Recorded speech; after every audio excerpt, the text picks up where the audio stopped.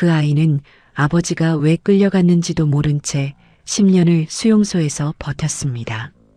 14살 평양에서 가장 행복했던 소녀의 다음 주소는 요덕 제15호 관리소였어요. 새벽에 들이닥친 보이부 트럭 한 대가 제 모든 것을 빼앗아 갔죠.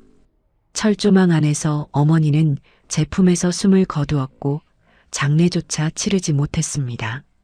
삼촌이라 부르던 그 사람이 아버지를 밀고 했다는 걸 알게 된 날, 저는 울지 않았어요. 분노가 눈물보다 먼저 차올랐던 겁니다. 그런데 한국에 와서 알게 된 아버지의 진짜 죄목은 제가 상상했던 것과 전혀 달랐습니다. 그것은 죄라고 부를 수조차 없는 것이었어요. 아버지가 서재에서 밤마다 쓰던 것의 정체를 알게 되었을 때 저는 그 자리에서 무너져 내렸죠.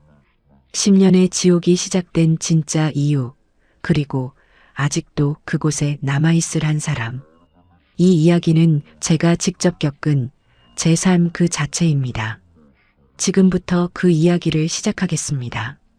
평양의 가다를 찾아주셔서 감사합니다. 구독과 좋아요는 자유를 향해 위험을 감수한 탈북민에게 힘이 됩니다. 그럼 이야기 시작합니다. 1998년 봄 평양 중구역의 아침은 늘 같은 모습으로 시작되었습니다. 아파트 복도에 울려 퍼지는 확성기 소리에 눈을 뜨면 어머니는 이미 부엌에서 밥을 짓고 계셨어요. 된장찌개 냄새가 좁은 복도를 따라 제 방까지 흘러들어왔고 그 냄새에 이끌려 부엌으로 나가면 아버지가 신문을 읽고 계셨죠. 아버지는 인민위원회 간부였습니다. 정확히 어떤 일을 하시는지는 어린 제가 알 수 없었지만 아버지 덕분에 우리 가족은 평양에서 살 수 있었어요. 평양에 산다는 것, 그것만으로도 우리는 특별한 사람들이었던 겁니다. 제 이름은 은혜, 그의 14살이었어요. 평양 제일중학교에 다니고 있었고 성적도 나쁘지 않았습니다. 학교에서 돌아오면 어머니가 준비해둔 간식을 먹었고 주말이면 아버지와 대동강변을 산책했어요. 지금 생각하면 그것이 얼마나 귀한 시간이었는지 그때의 저는 전혀 몰랐던 거죠. 아버지는 산책을 하면서 가끔 이상한 말씀을 하셨습니다. 은혜야, 사람이 사람답게 사는 게 뭔지 아느냐?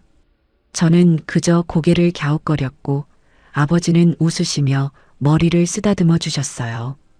그 손이 얼마나 따뜻했는지 저는 아직도 기억하고 있습니다. 우리 집은 평양 기준으로 꽤 넉넉한 편이었어요.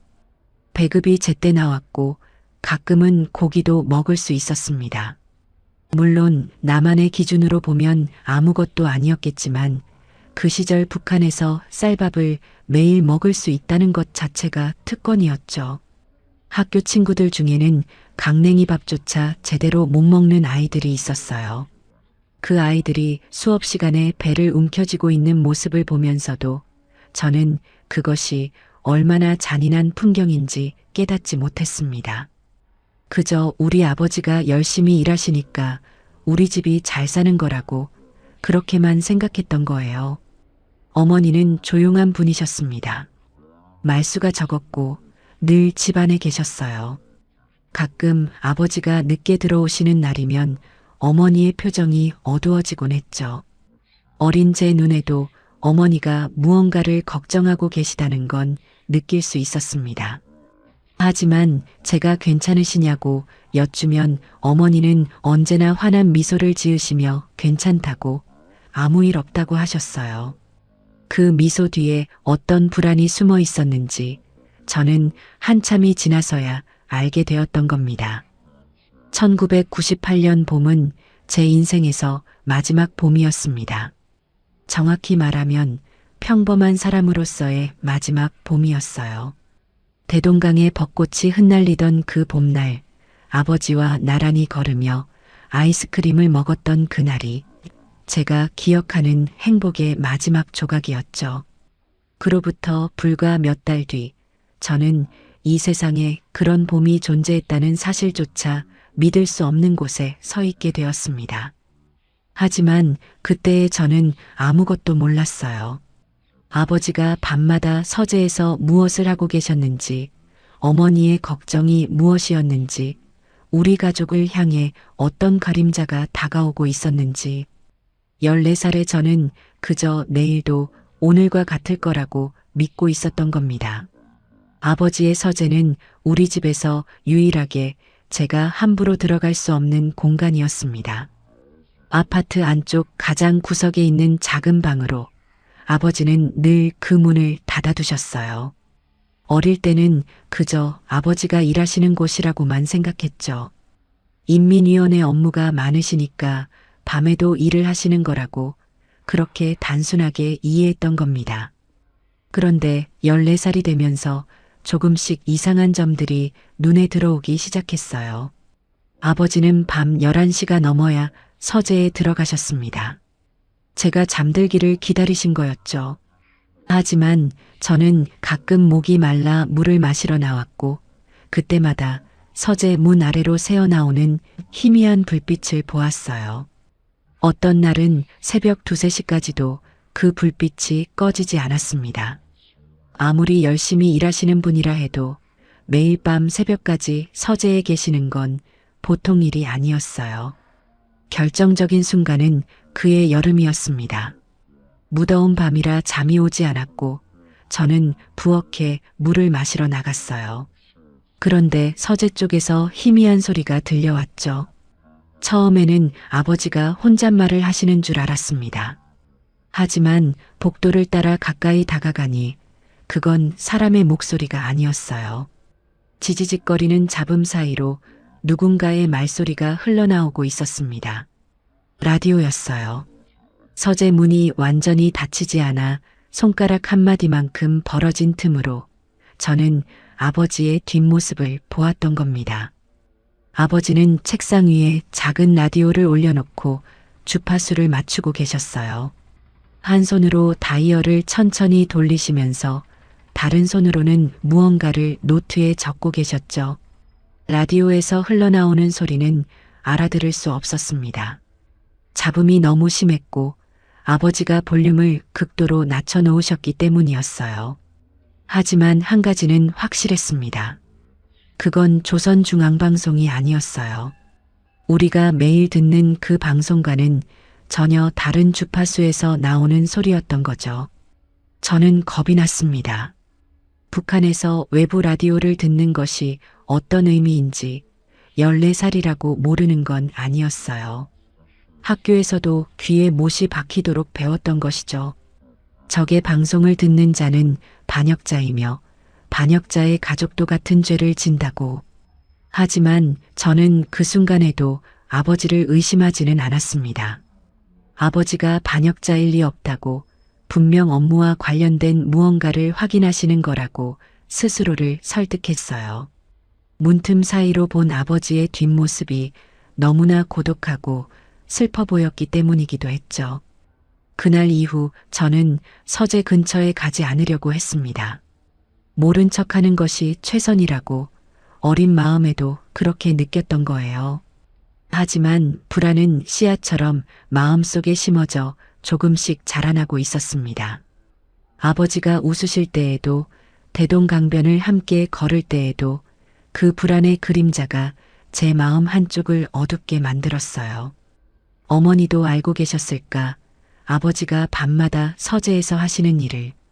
어머니의 그 어두운 표정이 혹시 이것 때문이었던 건 아닐까? 그런 생각이 꼬리에 꼬리를 물었지만 저는 누구에게도 묻지 못했습니다. 묻는 순간 무언가 돌이킬 수 없는 일이 벌어질 것 같았기 때문이었어요. 그리고 그 예감은 틀리지 않았던 겁니다.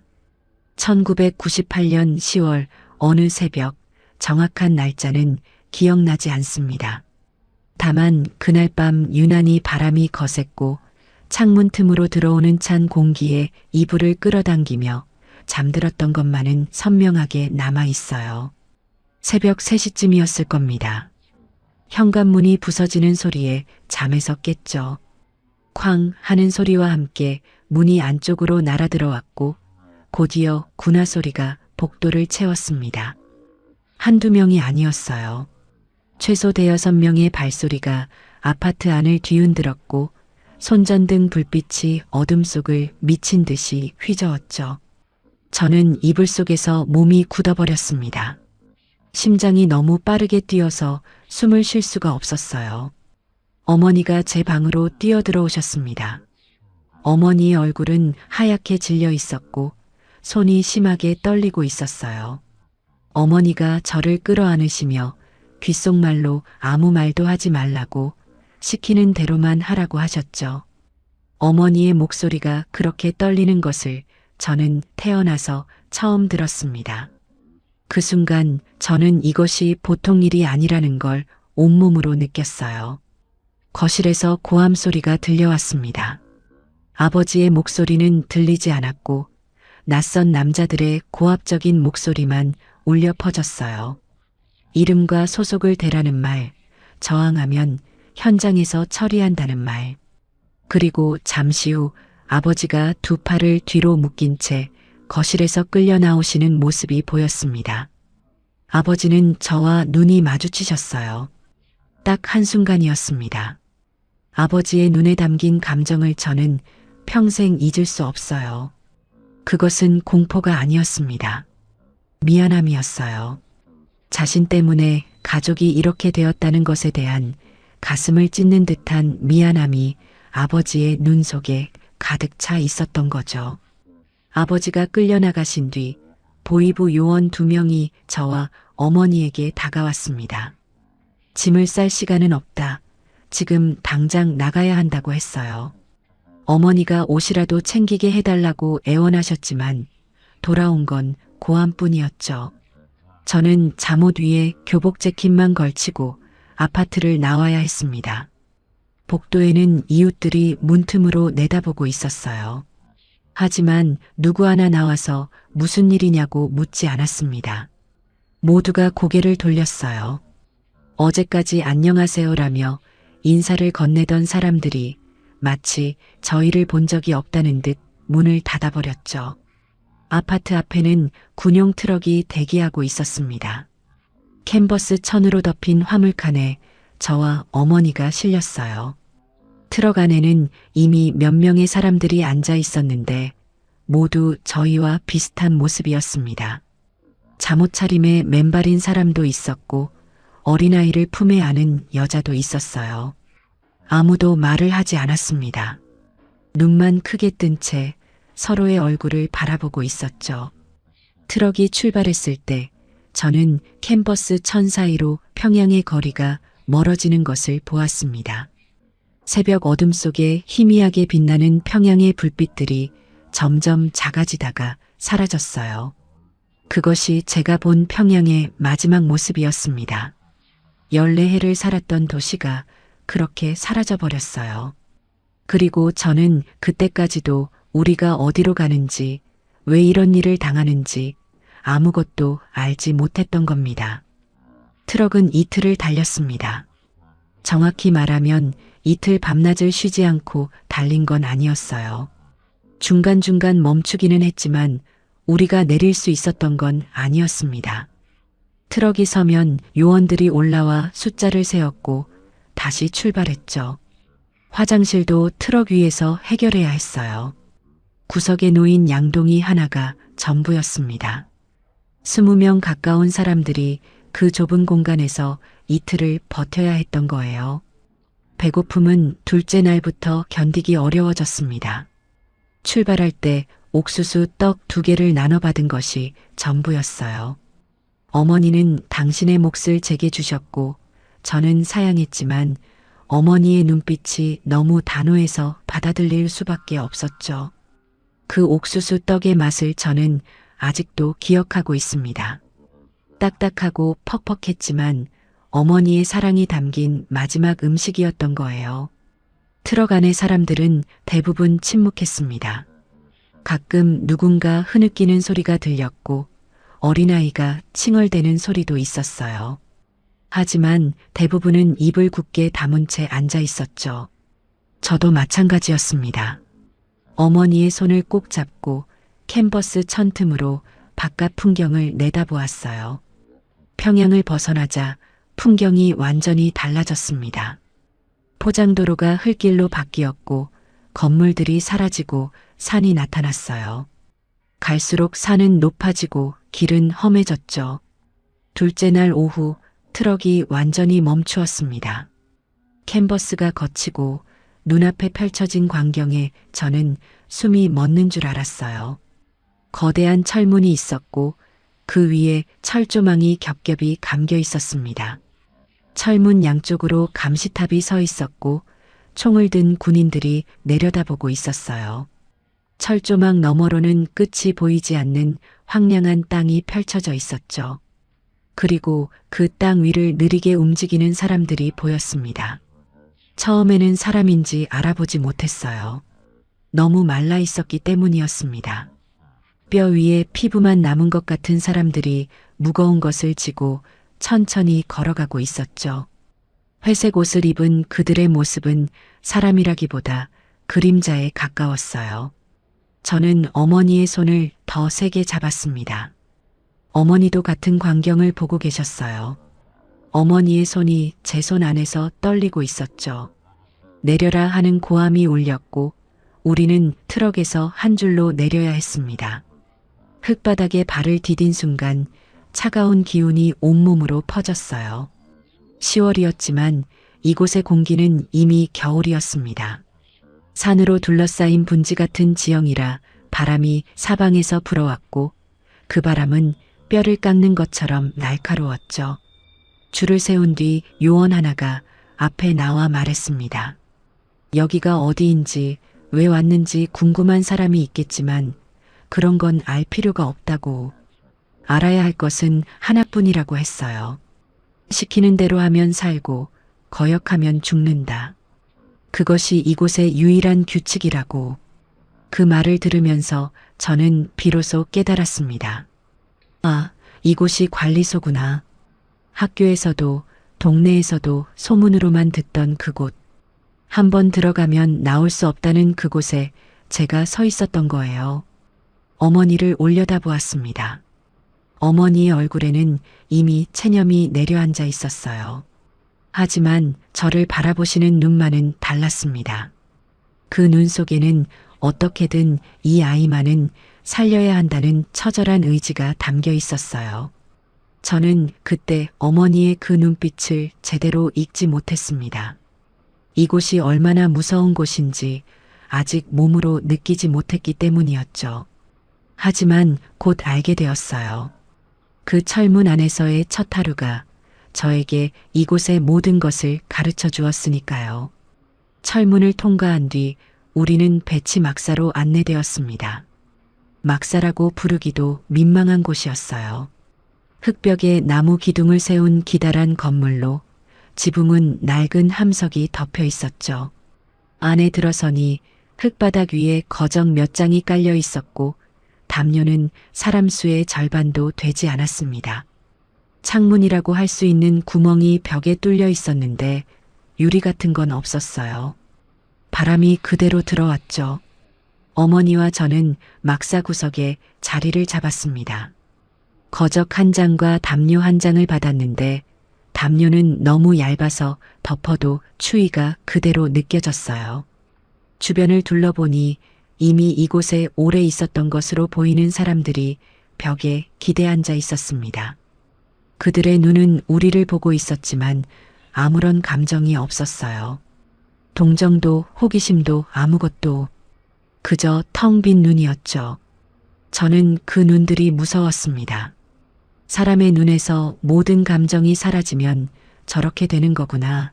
그걸 처음 알았어요. 다음 날 새벽 막사 밖에서 호루라기 소리가 울렸습니다. 밖으로 나가니 이미 수백 명의 사람들이 줄을 서 있었어요. 모두 같은 회색 옷을 입고 있었고 고개를 숙인 채 서 있었죠. 우리에게도 회색 수용복이 지급되었습니다. 저에게 온 옷은 몸에 비해 훨씬 컸어요. 소매가 손끝을 한참 넘겼고 바지는 발목을 덮었습니다. 하지만 사이즈를 교환해 달라고 할 수 있는 곳이 아니었죠. 노동 배치가 이루어졌습니다. 어머니는 농장 작업조에, 저는 벌목 보조조에 배정되었어요. 어머니와 떨어진다는 사실에 저는 울음이 터질 뻔했지만 어머니가 눈빛으로 제게 참으라고 하셨습니다. 울면 안 된다. 약한 모습을 보이면 안 된다. 어머니의 눈이 그렇게 말하고 있었어요. 벌목 보조조의 일은 단순했습니다. 어른들이 베어낸 나무를 나르는 거였어요. 하지만 단순한 것과 쉬운 것은 전혀 다른 의미였죠. 산비탈에서 베어낸 통나무를 밧줄에 묶어 끌고 내려와야 했는데 14살 소녀의 힘으로 감당할 수 있는 무게가 아니었습니다. 첫 번째 통나무를 끌다가 쓰러졌어요. 다리에 힘이 풀려서 주저앉았는데 그 순간 감시원의 고함이 떨어졌습니다. 일어나지 않으면 벌을 준다고 했어요. 저는 이를 악물고 다시 일어났습니다. 두 번째, 세 번째 쓰러지면서도 다시 일어나야 했어요. 그날 오후에 저는 이곳의 진짜 얼굴을 보았습니다. 작업 중에 한 남자가 쓰러졌어요. 더 이상 일어나지 못하는 그를 감시원이 발로 찼습니다. 한 번, 두 번, 세 번. 남자가 고개를 들지 못하자 감시원은 곤봉을 꺼냈어요. 저는 그 장면을 불과 몇 발자국 거리에서 보고 있었습니다. 눈을 감을 수도 돌아설 수도 없었어요. 공포로 몸이 얼어붙었기 때문이었죠. 곤봉이 내리칠 때마다 둔탁한 소리가 났고 남자의 신음이 점점 작아졌습니다. 주변의 다른 수용자들은 아무도 쳐다보지 않았어요. 고개를 숙인 채 자기 일을 계속했죠. 어제 막사에서 보았던 그 텅 빈 눈의 이유를 저는 그때 비로소 이해했습니다. 이곳에서 살아남으려면 감정을 버려야 하는 거였어요. 동정하면 안 되고 분노하면 안 되고 슬퍼하면 안 되는 거였죠. 느끼는 순간 무너지니까 아무것도 느끼지 않는 법을 배워야 살 수 있었던 겁니다. 저녁 배급은 옥수수 죽 한 그릇이었습니다. 물에 옥수수 가루를 풀어 끓인 것으로 죽이라 부르기엔 너무 묽었어요. 하지만 하루 종일 굶주린 배에는 그것조차 감사했습니다. 막사로 돌아와 어머니와 다시 만났을 때 어머니의 얼굴에도 이미 하루 만에 변화가 찾아와 있었어요. 그날 밤 저는 어머니 품에 안겨 잠들면서 속으로 되뇌었습니다. 아버지가 대체 무슨 일을 하셨길래 우리가 여기에 와 있는 건가요? 대답은 돌아오지 않았어요. 수용소의 첫 밤은 그렇게 대답 없는 질문과 함께 저물어 갔던 겁니다. 수용소에서의 시간은 느리게 그리고 잔인하게 흘러갔습니다. 첫 달이 지나고 두 달이 지나고 계절이 바뀌어도 달라지는 건 아무것도 없었어요. 새벽에 호루라기가 울리면 일어나서 줄을 서고 배치된 작업장으로 가서 하루 종일 일했죠. 저녁에 옥수수 죽 한 그릇을 받아 먹고 막사로 돌아와 쓰러지듯 잠드는 것이 하루의 전부였습니다. 그 반복 속에서 사람은 천천히 달아가는 거였어요. 어머니의 몸이 눈에 띄게 무너지기 시작한 건 입소석 달째부터였습니다. 농장 작업은 벌목보다 가벼워 보였지만 실상은 달랐어요. 하루 종일 허리를 숙이고 밭을 매야 했고 수확철에는 무거운 자루를 저 날라야 했죠. 평양에서 집안일만 하시던 어머니에게 그런 육체 노동은 감당하기 어려운 것이었습니다. 게다가 배급은 터무니없이 적었어요. 하루에 옥수수 죽 한 그릇, 많아야 두 그릇. 그것으로 하루 12시간의 노동을 버텨야 했던 겁니다. 어머니의 얼굴에서 살이 빠지기 시작했습니다. 광대뼈가 도드라지고 눈이 움푹 들어갔어요. 손목은 제 손으로 한 바퀴를 감을 수 있을 만큼 가늘어졌죠. 하지만 어머니는 단 한 번도 힘들다는 말씀을 하지 않으셨습니다. 오히려 저를 걱정하셨어요. 저녁마다 제 얼굴을 살피시며 오늘은 많이 힘들었느냐고 다친 데는 없느냐고 물으셨죠. 그때마다 저는 괜찮다고 대답했습니다. 어머니도 괜찮다고 하셨고 우리 모녀는 서로에게 괜찮다는 거짓말을 주고받으며 하루하루를 버텼던 거예요. 제가 할 수 있는 건 하나뿐이었습니다. 저녁 배급으로 나오는 옥수수 죽을 어머니께 드리는 것이었어요. 물론 대놓고 드릴 수는 없었습니다. 어머니는 절대 받지 않으실 거였으니까요. 그래서 저는 방법을 생각해냈어요. 배급을 받을 때 일부러 천천히 줄 뒤쪽에 서서 막사로 돌아온 뒤 어머니가 잠드시면 몰래 제 그릇의 절반을 어머니 그릇에 옮겨 놓았죠. 다음 날 아침 어머니는 어젯밤에 죽을 다 안 먹었느냐고 물으셨고 저는 배가 안 고팠다고 거짓말을 했습니다. 그 거짓말이 몇 달이나 계속되었는지 모르겠어요. 저도 점점 말라갔지만 14살의 몸은 그래도 견딜 수 있었습니다. 하지만 어머니는 달랐어요. 아무리 제 배급을 몰래 드려도 어머니의 몸은 회복되지 않았죠. 기침이 시작되었습니다. 처음에는 가벼운 기침이었는데 시간이 지나면서 점점 깊어졌어요. 밤이면 어머니의 기침 소리가 막사를 울렸고 다른 수용자들이 짜증 섞인 눈으로 쳐다보았습니다. 의료시설 같은 건 없었어요. 관리소 안에 의무실이라는 곳이 있긴 했지만 그곳에 가려면 감시원의 허가를 받아야 했고 허가를 받더라도 약은 거의 없었죠. 저는 감시원에게 무릎을 꿇고 어머니를 의무실에 보내달라고 빌었습니다. 돌아온 건 발길질이었어요. 일도 못하는 년이 약까지 축내겠다는 거냐. 그 말과 함께 저는 그 발길질을 맞으면서도 다시 일어나 한 번 더 빌었습니다.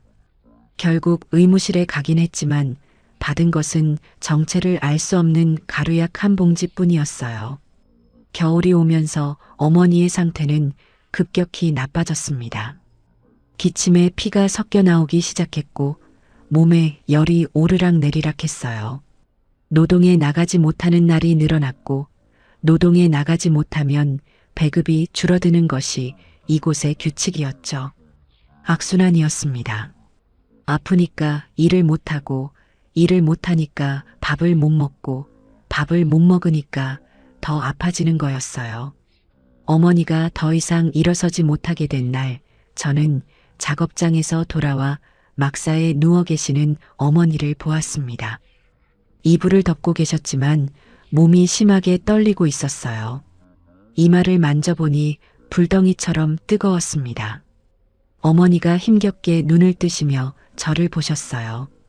은혜야 하고 부르시는 목소리가 너무 약해서 귀를 가까이 대야 들을 수 있었죠. 어머니는 제 손을 잡으시며 말씀하셨습니다. 내가 살아야 한다. 무슨 일이 있어도 살아남아야 한다고. 저는 무슨 말씀이세요? 같이 살아야죠. 같이 여기서 나가야죠. 라고 대답했어요. 하지만 어머니의 손을 잡은 제 손이 떨리고 있었습니다. 어머니의 손이 너무 차가웠기 때문이었어요. 이미 살아있는 사람의 온도가 아니라는 것을 저는 느끼고 있었지만 인정하고 싶지 않았던 겁니다. 어머니의 병이 깊어지면서 저는 수용소 안에서 완전히 혼자가 되어가고 있었습니다. 작업장에서도 막사에서도 제게 말을 거는 사람은 아무도 없었어요. 이곳에서 타인에게 관심을 보이는 것은 위험한 일이었죠.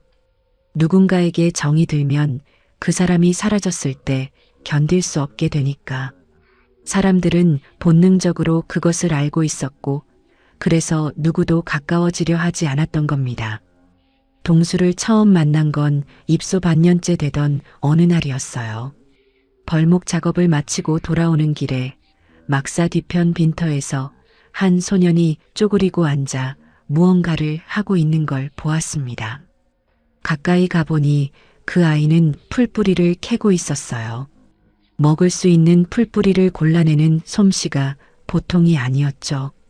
저보다 한두 살 많아 보이는 소년이었는데 눈빛이 다른 수용자들과 달랐습니다. 텅 비지 않았어요. 경계심과 호기심이 동시에 담긴 살아있는 눈이었죠. 그 아이가 먼저 말을 걸어왔습니다. 새로운 사람이냐고. 저는 고개를 끄덕였어요. 그러자 그 아이가 풀뿌리 하나를 제게 내밀었습니다. 이거 먹어, 배고프지. 그 한마디가 제가 수용소에 와서 처음으로 들은 친절한 말이었어요. 저는 그 풀뿌리를 받아 입에 넣었습니다. 쓰고 즐겼지만 그 순간만큼은 세상에서 가장 맛있는 음식이었죠. 그 아이의 이름은 동수였습니다. 동수는 이곳에서 태어났어요.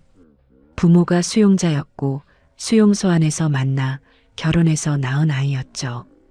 동수에게는 바깥 세상이라는 개념 자체가 없었습니다. 평양도 모르고 바다도 모르고 텔레비전도 본 적이 없었어요. 철조망 안이 그 아이가 아는 세계의 전부였던 겁니다.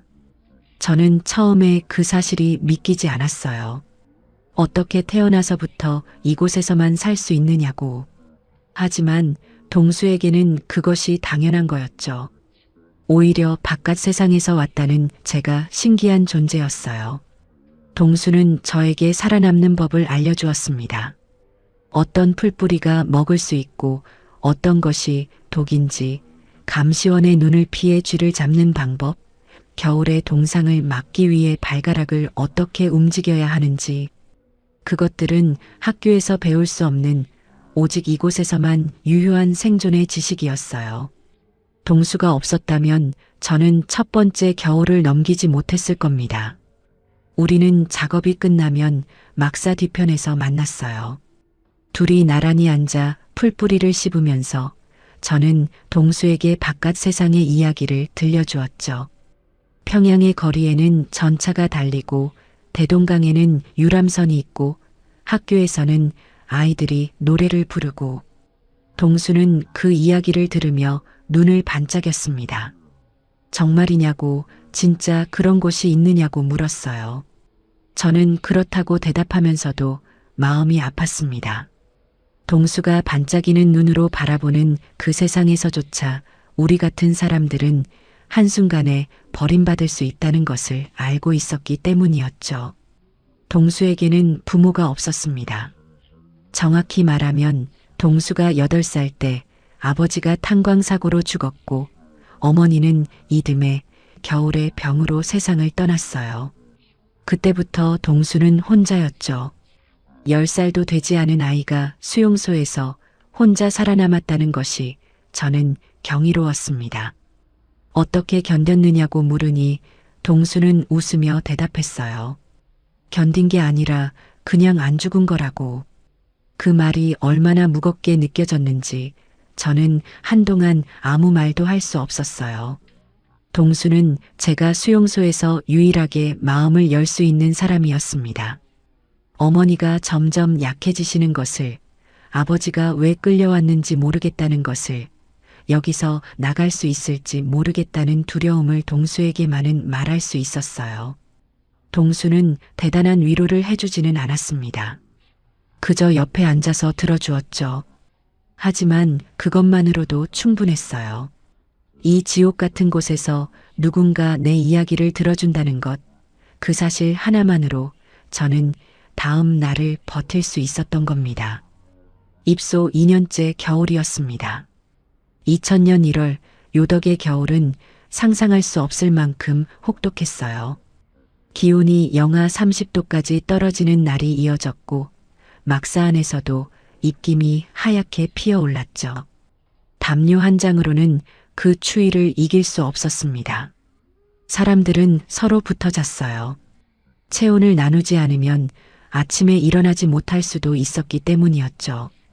어머니는 이미 몇 주째 자리에서 일어나지 못하고 계셨습니다. 기침은 멈추지 않았고 숨을 쉴 때마다 가슴에서 그르렁거리는 소리가 났어요. 열이 오르다 내리기를 반복했고 의식이 흐려지는 시간이 점점 길어졌죠. 저는 매일 작업장에서 돌아오면 어머니 곁에 누워 어머니의 손을 잡았습니다. 그 손이 매일 조금씩 차가워지고 있다는 것을 느끼면서도 인정하지 않으려 했어요. 그날 아침에도 저는 작업장에 나가야 했습니다. 어머니 곁에 있고 싶다고 했지만 감시원이 허락하지 않았어요. 일하지 않는 자는 먹지 못한다. 그 규칙에는 예외가 없었죠. 저는 어머니의 이마에 손을 대었습니다. 미열이 있었지만 의식은 있으셨어요. 어머니가 희미하게 미소를 지으시며 말씀하셨습니다. 가서 일해라, 걱정 마라, 엄마 괜찮다. 그 말씀이 어머니가 제게 하신 마지막 거짓말이었습니다. 작업장에서 하루 종일 불안했어요. 집중할 수가 없었습니다. 나무를 나르면서도 밧줄을 잡으면서도 머릿속에는 어머니의 얼굴만 있었죠. 빨리 작업이 끝나기만을 기다렸습니다. 해가 지기 시작할 무렵 간신히 작업이 끝났고 저는 뛰다시피 막사로 돌아갔어요. 막사 입구에서 한 여자가 제 팔을 잡았습니다. 같은 막사를 쓰는 사람이었는데 평소에는 말을 건넨 적이 없는 여자였어요. 그 여자의 눈이 무언가를 말하고 있었습니다. 하지만 저는 그 눈빛의 의미를 이해하면서도 받아들이고 싶지 않았어요. 팔을 뿌리치고 막사 안으로 들어갔습니다. 어머니는 제가 아침에 떠날 때와 같은 자세로 누워 계셨습니다. 달라진 것이 하나 있었어요. 가슴이 움직이지 않고 있었다는 것. 저는 어머니 곁에 무릎을 꿇었습니다. 어머니의 손을 잡았어요. 차가웠습니다. 얼음처럼 차가웠어요. 이마를 만져보았습니다.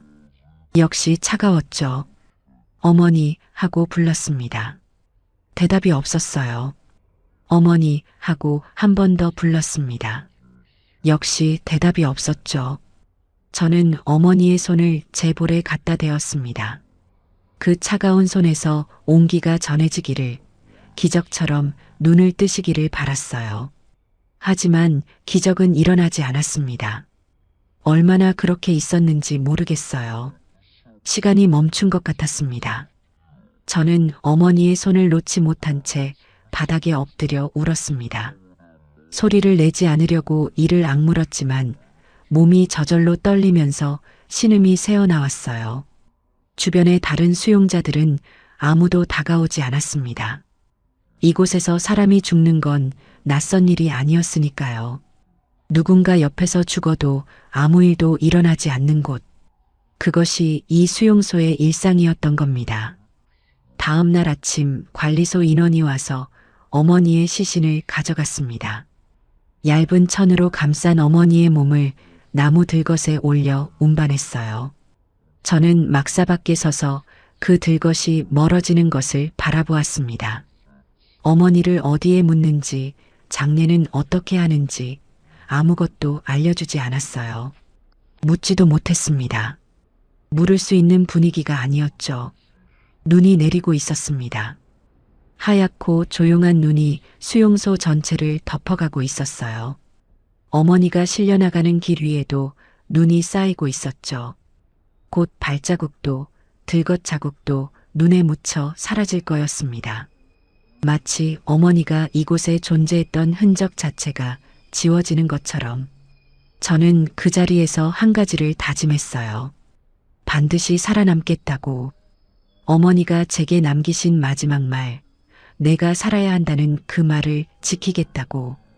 그리고 그 순간 저는 아버지를 원망하기 시작했습니다.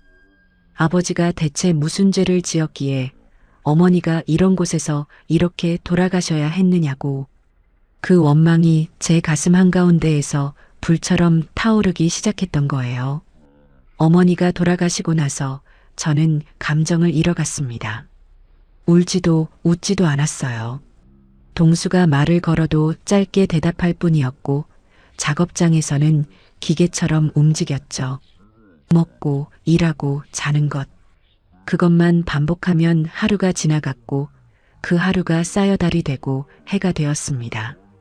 어머니가 떠나신 뒤 3년이 그렇게 흘러갔어요. 2003년 제가 19살이 되던 해였습니다. 어느 날 감시원이 저를 불러 세웠어요. 면회가 잡혔다는 거였죠. 면회라는 말을 듣는 순간 심장이 멈추는 줄 알았습니다. 이곳에서 면회는 거의 일어나지 않는 일이었어요. 대부분의 수용자는 가족이 어디 있는지조차 모르고 살았으니까요.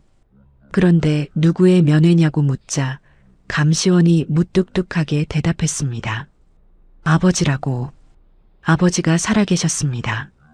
5년 동안 살아있는지 죽었는지조차 알 수 없었던 아버지가 같은 수용소 안다른 구역에 계셨던 거예요. 그 사실에 저는 무릎에 힘이 풀렸습니다. 살아계시다는 안도감과 5년 동안 같은 울타리 안에 있으면서도 만나지 못했다는 분노가 동시에 밀려왔어요. 그리고 어머니가 돌아가신 것을 아버지가 알고 계신지 그 생각에 가슴이 무너져 내렸죠. 면회 장소는 관리소 중앙에 있는 작은 공터였습니다. 철망 울타리로 구역이 나뉘어 있었고 면회자는 울타리 양쪽에서 만나야 했어요. 무장한 감시원이 옆에 서 있었고 시간은 10분이 주어졌습니다. 저는 울타리 앞에 서서 기다렸어요. 잠시 후 반대쪽에서 한 남자가 걸어왔습니다. 처음에는 아버지를 알아보지 못했어요. 5년 전 트럭 앞에서 끌려가시던 그 사람과 눈앞의 사람이 같은 사람이라고 믿을 수 없었기 때문이었습니다. 아버지는 완전히 다른 사람이 되어 있었어요. 머리카락은 하얗게 새었고 얼굴은 뼈만 남아 있었죠. 등은 굽었고 걸음은 노인처럼 느렸습니다. 40 후반의 나이에 이르는 되어 보이는 모습이었어요. 하지만 눈만은 달랐습니다. 아버지의 눈에 저는 바로 알아보았어요. 그 눈빛은 변하지 않았거든요. 슬프고 미안하고 그러면서도 따뜻한 그 눈빛. 5년 전 새벽에 끌려가시면서 저를 돌아보시던 바로 그 눈이었죠. 저는 울타리에 두 손을 짚고 아버지를 바라보았습니다. 아버지도 울타리 반대쪽에 손을 대셨어요. 철망 사이로 손끝이 닿을 듯 닿지 않았습니다. 아버지 하고 불렀어요. 목소리가 떨려서 제대로 나오지 않았습니다. 아버지는 고개를 끄덕이시며 은혜야 하고 부르셨어요. 그 한마디에 5년 동안 쌓아둔 것들이 무너져 내렸습니다. 눈물이 쏟아졌어요. 참으려 했지만 참을 수 없었죠. 아버지의 눈에서도 눈물이 흘러내리고 있었습니다. 어머니 이야기를 꺼내야 했습니다. 하지만 입이 열리지 않았어요. 어머니가 돌아가셨다는 말을 어떻게 아버지에게 전해야 하는지 알 수 없었죠. 그런데 아버지가 먼저 말씀하셨습니다. 어머니는 어떠냐고. 저는 고개를 숙였어요. 아무 말도 하지 않았습니다. 그것으로 충분했죠. 아버지가 천천히 눈을 감으셨어요. 울타리를 잡은 손에 힘이 들어가 손가락 마디가 하얗게 되었습니다. 오랜 침묵이 흘렀어요. 면회 시간이 거의 끝나갈 무렵 아버지가 입을 여셨습니다. 내 죄가 아니다. 그 한마디였어요. 아버지의 목소리는 갈라져 있었지만 그 말만큼은 또렷했습니다. 내 죄가 아니다.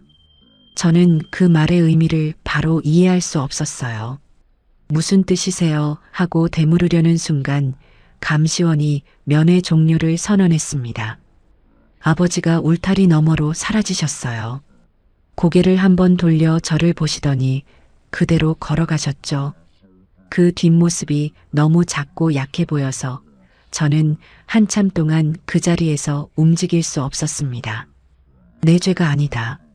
그 말이 머릿속에서 떠나지 않았어요.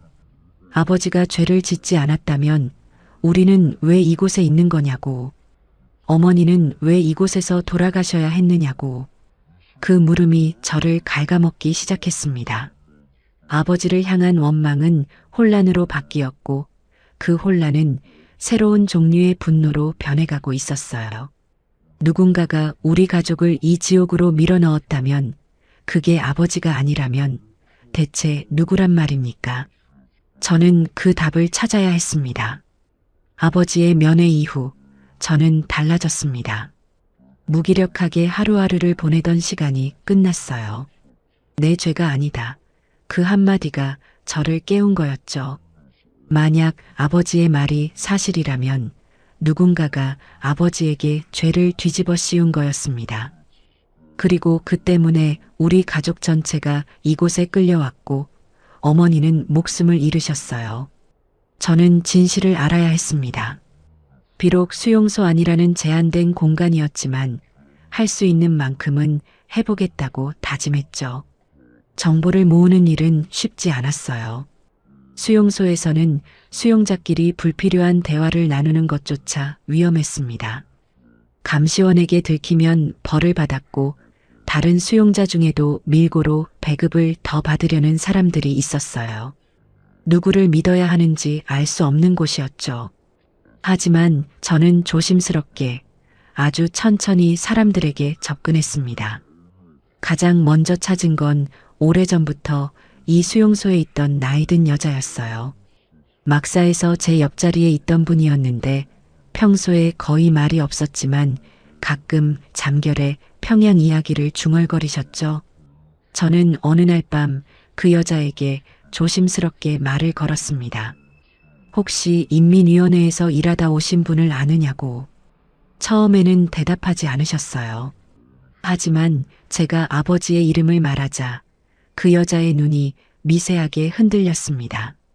그 여자는 아버지를 직접 알지는 못했지만 비슷한 시기에 평양에서 연행된 사람들의 이야기를 들은 적이 있었어요. 1998년 가을 평양에서 한꺼번에 여러 명의 간부가 잡혀왔다는 거였죠. 반체제 활동 혐의였다고 했습니다. 하지만 그 여자가 들은 바로는 그중 실제로 반체제 활동을 한 사람은 한두 명에 불과했고 나머지는 연자제에 걸리거나 누군가의 밀고에 의해 끌려온 것이라고 했어요. 밀고. 그 단어가 제 머릿속에 박혔습니다. 누군가가 아버지를 밀고 했다면 그건 아버지와 가까운 사람일 수밖에 없었어요. 아버지가 밤에 서재에서 무엇을 하셨는지를 알 수 있는 사람, 아버지의 일상을 가까이에서 지켜본 사람. 그 범위는 넓지 않았죠. 저는 몇 달에 걸쳐 조금씩 정보를 모았습니다. 작업장에서 만나는 사람들, 배급줄에서 스치는 사람들에게 조심스럽게 질문을 던졌어요. 대부분은 모른다고 했고 어떤 사람은 위험하니까 그만두라고 했죠. 하지만 포기할 수 없었습니다. 진실을 모르는 채로 이곳에서 썩어갈 수는 없었어요. 결정적인 단서는 뜻밖의 곳에서 왔습니다. 어느 날 탄광 작업조에서 온 한 남자가 저를 찾아왔어요. 동수를 통해 제가 아버지의 사건에 대해 알고 싶어 한다는 말을 들었다고 했죠. 그 남자는 아버지와 같은 구역에 있었던 적이 있다고 했습니다. 아버지에게 직접 들은 이야기가 있다고. 그 남자가 전해준 이야기는 이랬어요. 아버지는 인민위원회에서 함께 일하던 동료가 있었는데 그 사람과 아주 가까운 사이였다고. 서로의 집을 오가며 술도 마시고 가족끼리도 교류가 있었다고 했어요. 아버지가 그 동료를 얼마나 신뢰했는지 서재에서 하는 일도 그 사람에게만은 이야기했을 거라는 것이 그 남자의 추측이었습니다. 그 동료의 이름을 듣는 순간 저는 심장이 멈추는 것 같았어요. 그 이름을 알고 있었기 때문이었습니다. 아니, 그 사람을 알고 있었어요. 우리 집에 자주 오셨고 저를 무릎에 앉히고 과자를 주시던 분이었죠. 제가 삼촌이라 불렀던 사람. 아버지의 가장 가까운 벗이자 어린 저에게 언제나 다정했던 그 사람이 아버지를 보이부에 밀고 한 장본인이라는 거였습니다. 저는 그날 밤 막사에서 잠을 이룰 수 없었어요. 분노와 배신감이 뒤엉켜 몸 전체를 불태우는 것 같았습니다. 하지만 아직 확인되지 않은 이야기였어요. 확신이 필요했죠. 그리고 그 확신은 생각보다 빨리 찾아오게 되었던 겁니다. 탄광 작업조 남자에게서 들은 이야기가 머릿속을 떠나지 않았습니다. 삼촌이라 불렀던 그 사람, 박정호. 아버지와 인민위원회에서 같은 부서에서 일했고 우리 집에 밥을 먹으러 올 만큼 가까운 사이였던 그 사람이 밀고 자라니 믿고 싶지 않았어요. 하지만 동시에 퍼즐 조각이 맞춰지는 느낌을 부정할 수도 없었죠. 저는 기억을 더듬었습니다. 평양에서의 마지막 해, 박정호 삼촌이 우리 집에 오시는 횟수가 부쩍 늘었던 것이 떠올랐어요. 아버지와 서재에서 오래 이야기를 나누시곤 했는데 어느 날은 서재에서 나오시는 삼촌의 표정이 묘하게 어두웠던 기억이 있었습니다. 그때는 아무 의미도 부여하지 않았던 장면들이 이제는 전혀 다른 의미로 다가왔어요. 아버지가 서재에서 라디오를 듣고 무언가를 적고 있었다는 사실을 박정호가 알고 있었을 가능성은 충분했습니다. 아버지가 그만큼 신뢰하는 사람이었으니까요. 어쩌면 아버지가 직접 보여주셨을 수도 있어요. 자신이 기록하고 있는 것이 무엇인지, 왜 이런 일을 하고 있는지. 아버지는 그런 분이었거든요. 혼자 짊어지기 어려운 일을 가장 믿는 사람에게 나누시는 분. 그 믿음이 칼이 되어 돌아올 줄은 상상도 못하셨겠죠. 확인이 필요했습니다. 저는 동수에게 도움을 청했어요. 동수는 수용소 안에서 태어나 자란 만큼 이곳의 비공식적인 정보망에 대해 저보다 훨씬 잘 알고 있었죠. 동수가 며칠 뒤 한 가지 사실을 알아왔습니다. 아버지와 같은 시기에 같은 부서에서 일하던 사람 중 연행되지 않은 사람이 있다는 거였어요. 1998년 가을 대규모 연행 때 아버지 주변에 여러 사람이 잡혀왔는데 유독 한 사람만 무사했다고. 그리고 그 사람은 연행 직후 승진을 했다는 이야기가 수용소 안에까지 흘러 들어왔다는 겁니다. 그 이름이 박정호였어요. 저는 그 순간 온몸의 피가 거꾸로 솟는 것을 느꼈습니다. 밀고의 대가로 승진을 한 거였어요. 아버지의 자리를, 아버지를 팔아넘기고 차지한 것이었죠. 아버지의 가장 가까운 벗이, 제가 삼촌이라 부르며 따르던 그 사람이 우리 가족의 인생을 송두리째 집어삼킨 원흉이었던 겁니다. 동수가 전해준 또 하나의 정보가 있었습니다.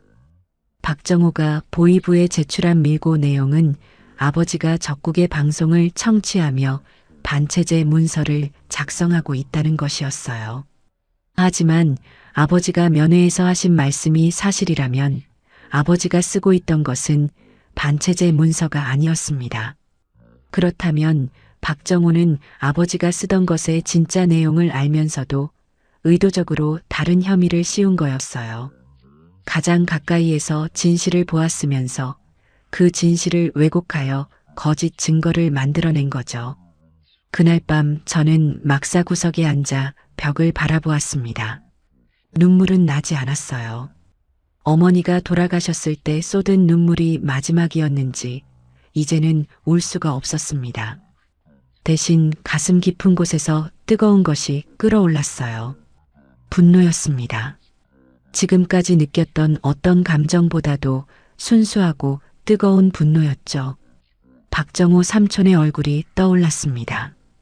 우리 집 거실에 앉아 아버지와 술잔을 기울이던 모습, 제 머리를 쓰다듬으며 은혜 많이 컸구나 하시던 목소리, 명절에 과자 상자를 들고 오시던 웃는 얼굴, 그 모든 장면이 이제는 완전히 다른 색으로 물들었어요.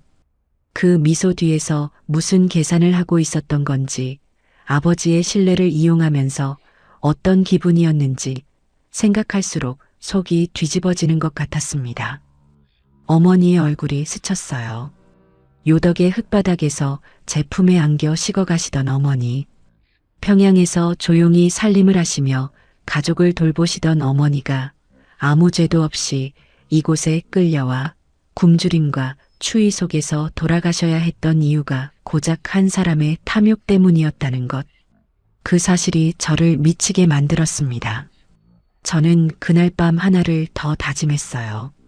반드시 이곳에서 살아나가겠다고. 살아남는 것만으로는 부족했습니다. 나가야 했어요. 이 철조망 밖으로 나가서 진실을 세상에 알려야 했습니다. 아버지가 무슨 죄를 지었는지, 누가 우리 가족을 이렇게 만들었는지, 어머니가 왜 이곳에서 돌아가셔야 했는지, 그 모든 것을 밝혀야 했어요. 그것이 제가 살아남아야 하는 이유가 되었던 겁니다. 그날 이후 저는 탈출만을 생각하며 살았습니다. 하지만 생각하는 것과 실행하는 것 사이에는 넘을 수 없을 것 같은 간극이 있었어요. 요덕관리소는 3면이 산으로 둘러싸여 있었고 나머지 한 면에는 겹겹의 철조망과 감시탑이 있었죠. 감시원들은 총을 들고 24시간 교대 근무를 했고 탈출을 시도하다 잡히면 공개 처형이었습니다. 제가 이곳에 있는 동안에도 탈출을 시도했다가 잡혀온 사람이 3번 있었어요. 3번 모두 온 수용자가 보는 앞에서 총살되었죠. 그 장면을 직접 목격하고도 탈출을 결심한다는 것이 얼마나 무모한 일인지 저도 알고 있었습니다. 하지만 동수가 있었어요. 동수는 이 수용소에서 태어나 자라면서 이곳의 지형을 자신의 몸처럼 알고 있었습니다. 어디에 물이 흐르는지, 어떤 산길로 가면 감시탑에 사각지대가 있는지, 철조망의 어느 구간이 보수가 안 되어 약한지, 그것들은 동수가 20해 넘게 이곳에서 살아오면서 자연스럽게 익힌 것이었어요. 입소 7년째 되던 해의 가을, 동수가 먼저 이야기를 꺼냈습니다. 북쪽 산등성이 너머에 철조망이 한 군데 약한 곳이 있다고. 비가 오면 산사태로 흙이 쓸려 내려가면서 철조망 하단에 빈틈이 생기는 구간이 있는데 보수 인력이 부족해서 제때 고쳐지지 않는다는 거였어요. 그 빈틈으로 빠져나가면 산을 타고 북쪽으로 이동할 수 있고 이틀 정도 걸으면 함경북도 방향으로 내려갈 수 있다고 했습니다. 거기서 두만강까지는 또 며칠이 걸리겠지만 산을 타고 이동하면 마을을 피할 수 있다고. 저는 동수에게 같이 가자고 했습니다. 당연히 함께 가야 한다고 생각했어요. 동수가 아니었으면 저는 이곳에서 살아남지도 못했을 텐데 동수를 두고 혼자 갈 수는 없었죠. 하지만 동수는 고개를 저었습니다. 자기는 가지 않겠다고. 처음에는 이해할 수 없었어요. 왜 가지 않느냐고, 여기서 평생 이렇게 살 거냐고 따졌습니다. 동수는 한참을 말이 없다가 조용히 대답했어요. 나는 바깥 세상을 모른다고. 여기가 내가 아는 전부라고. 바깥에 나가면 어떻게 해야 하는지, 어디로 가야 하는지, 사람들이 어떻게 사는지 아무것도 모른다고 했어요. 여기서는 적어도 살아남는 법을 알지만 밖에 나가면 아무것도 할 수 없을 거라고.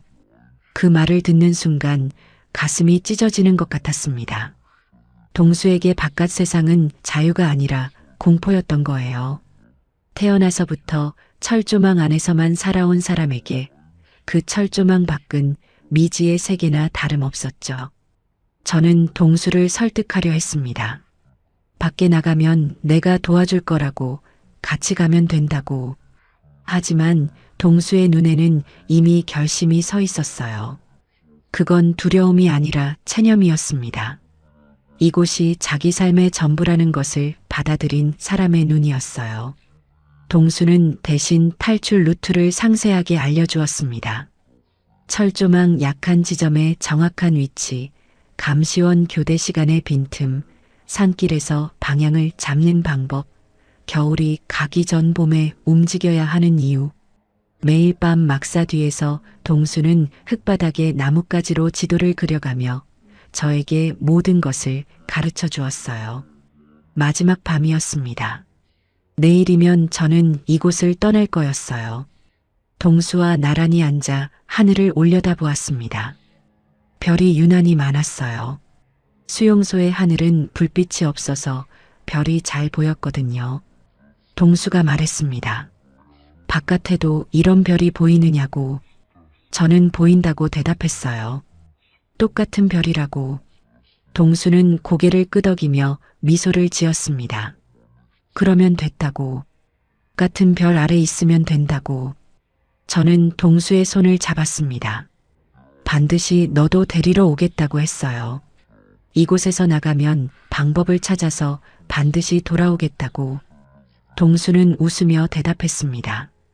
알았다고, 기다리겠다고. 그 미소가 진심이었는지 체념이었는지 저는 지금도 알 수 없어요. 다만 그 밤 동수의 얼굴에 떠올랐던 그 표정을 저는 평생 가슴에 품고 살아가고 있습니다. 2008년 4월의 어느 밤이었습니다. 입소한 지 꼭 10년째 되는 해의 봄이었어요. 동수가 알려준 대로 봄비가 내린 직후를 택했습니다. 비에 젖은 땅이 발소리를 줄여주고 산사태로 철조망 하단의 빈틈이 가장 커지는 시기였기 때문이었죠.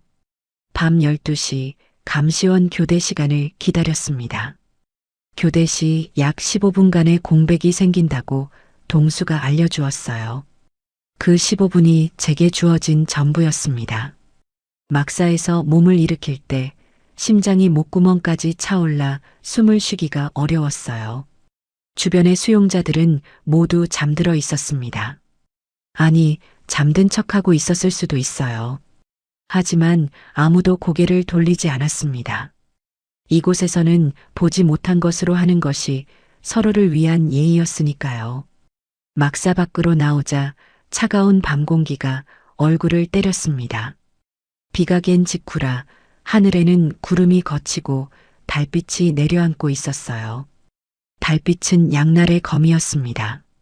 길을 볼 수 있게 해주었지만 동시에 저를 노출시킬 수도 있었죠. 저는 막사 그림자를 따라 몸을 낮추고 이동했습니다. 동수가 알려준 경로 그대로 바깥쪽 막사를 돌아 북쪽 산비탈을 향했어요. 산비탈을 오르는 동안 온몸이 떨렸습니다. 추위 때문이 아니었어요. 공포 때문이었죠. 지금 잡히면 끝이라는 생각이 머릿속을 지배했습니다. 공개 처형당한 사람들의 모습이 눈앞에 어른거렸어요. 하지만 다리를 멈출 수는 없었습니다. 어머니가 돌아가시기 전에 하셨던 말씀이 귓가에 울렸어요. 내가 살아야 한다. 그 말이 저를 앞으로 밀어주었죠. 철조망 앞에 도달했을 때 동수의 말이 정확했다는 것을 확인할 수 있었습니다. 산비탈에서 흘러내린 흙과 돌이 철조망 하단을 밀어내면서 사람 한 명이 겨우 빠져나갈 만한 틈이 생겨 있었어요. 저는 땅에 엎드려 그 틈으로 몸을 밀어 넣었습니다. 가시철사가 등을 찢었습니다.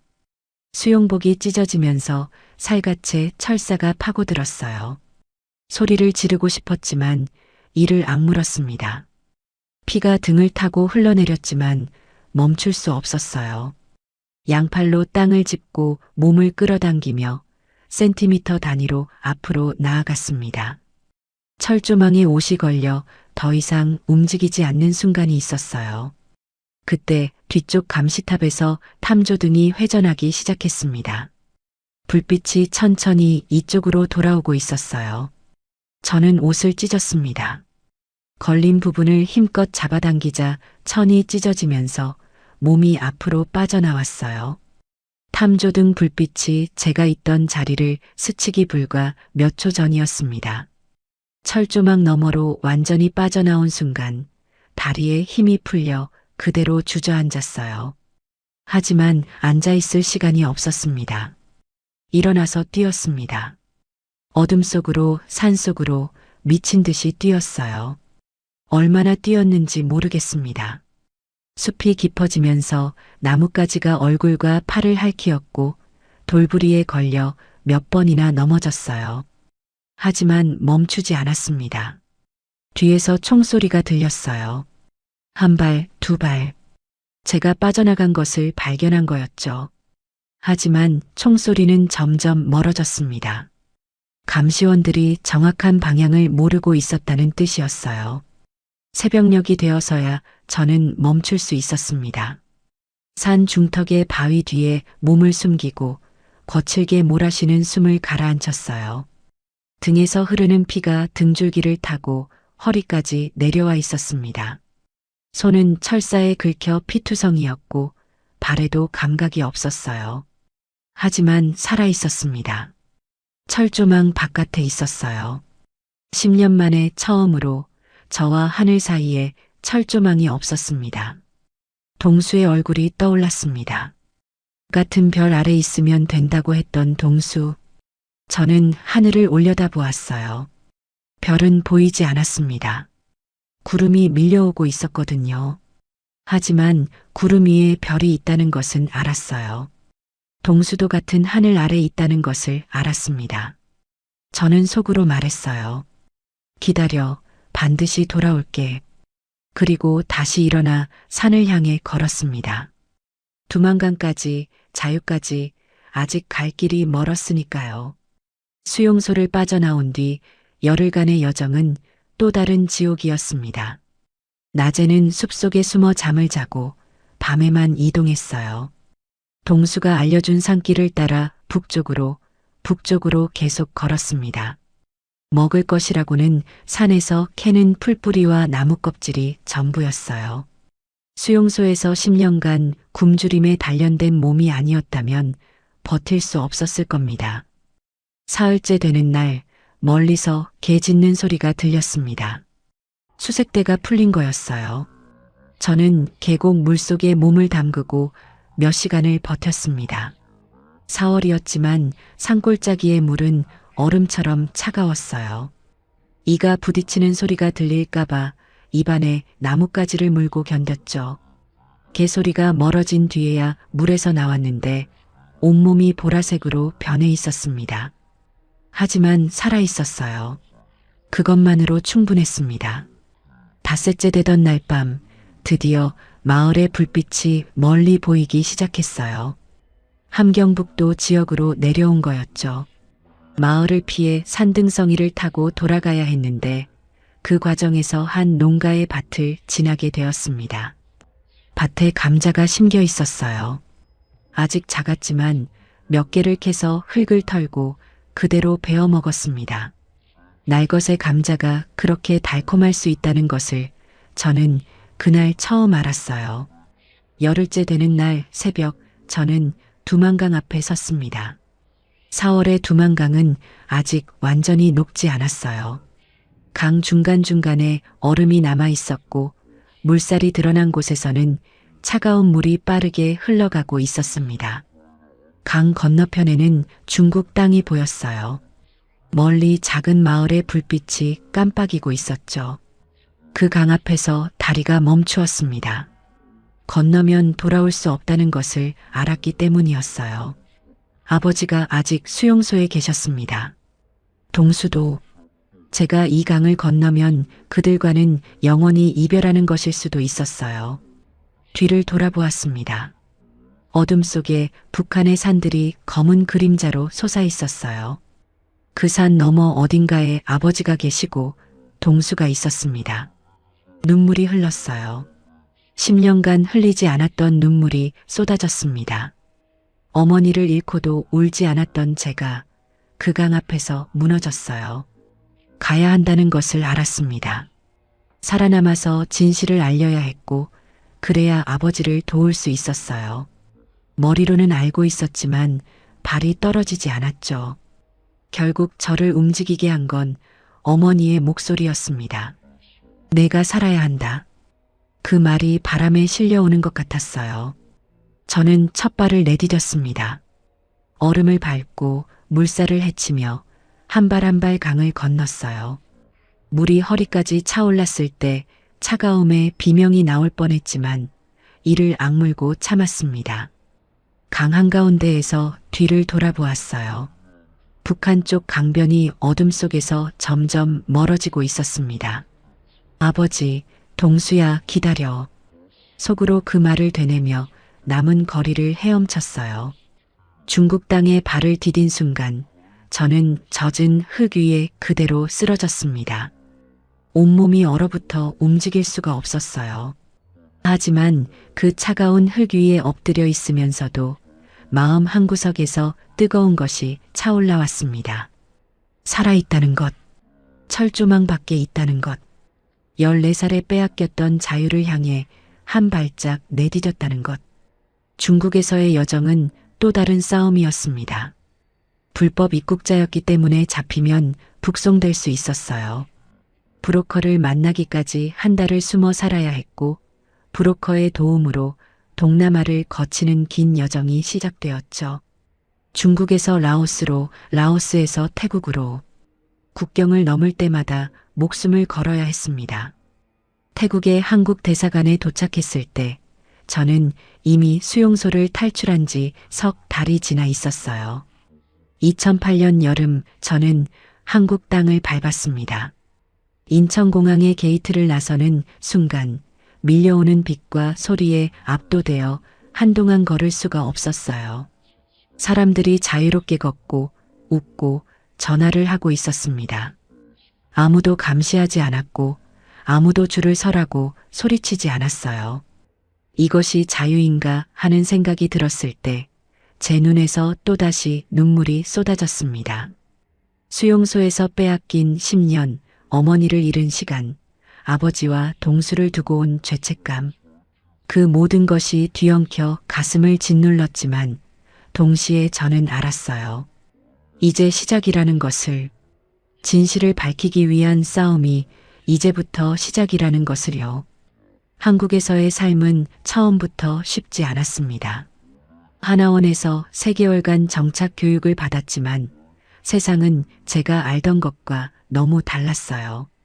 14살에 수용소에 끌려가 24세 나왔으니 보통 사람들이 세상을 배우는 10년이 통째로 빠져 있었던 거죠. 컴퓨터를 켜는 법도, 지하철을 타는 법도, 편의점에서 물건을 사는 법도 처음부터 배워야 했습니다. 하지만 그런 것들은 시간이 해결해 주었어요. 진짜 어려웠던 건 따로 있었습니다. 밤마다 찾아오는 악몽이었어요. 수용소의 어둠, 감시원의 고함, 어머니가 식어가시던 그 차가운 손의 감촉. 잠들면 어김없이 그곳으로 돌아갔고 비명을 지르며 깨어나는 밤이 이어졌습니다.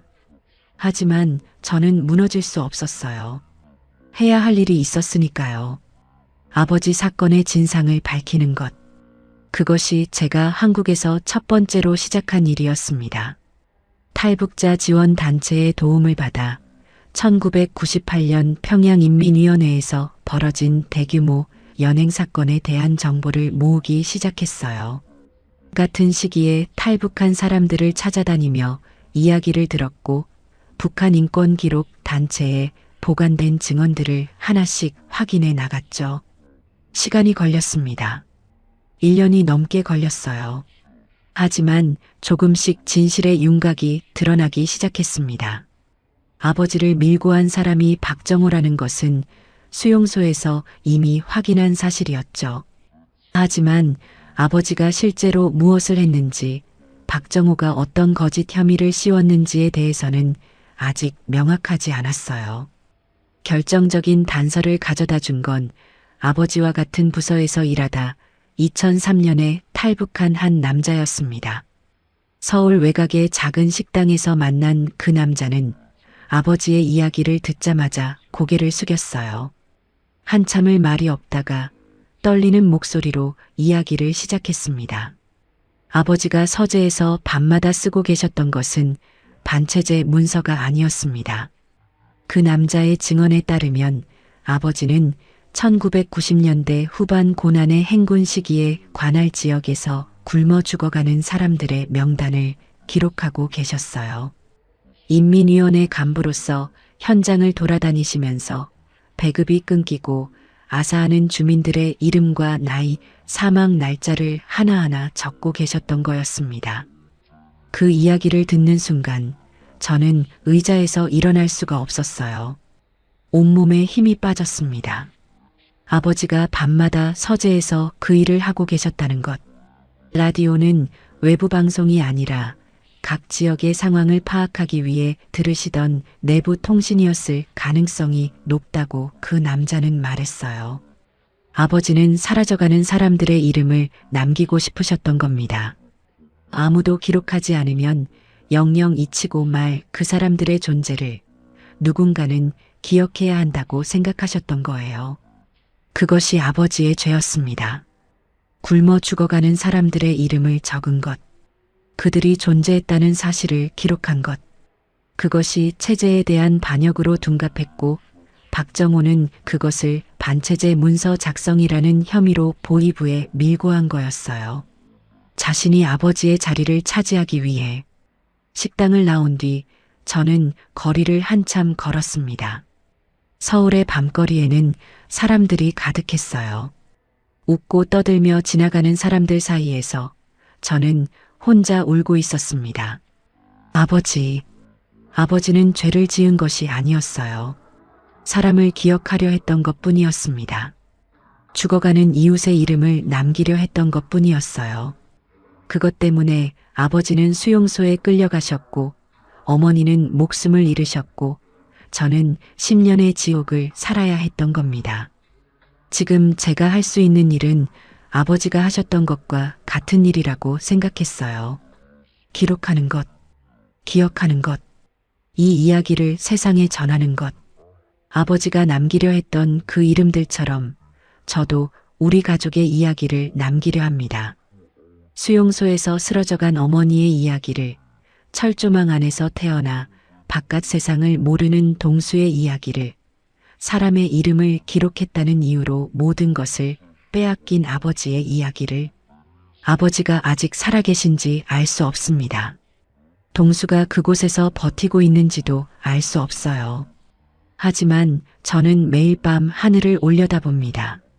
같은 별 아래 있으면 된다고 했던 동수의 말을 떠올리며 언젠가 다시 만날 수 있기를 기도하고 있어요. 그리고 이 이야기를 들어주신 여러분에게 부탁드립니다. 부디 기억해 주세요. 그곳에 아직도 이름 없이 사라져가는 사람들이 있다는 것을.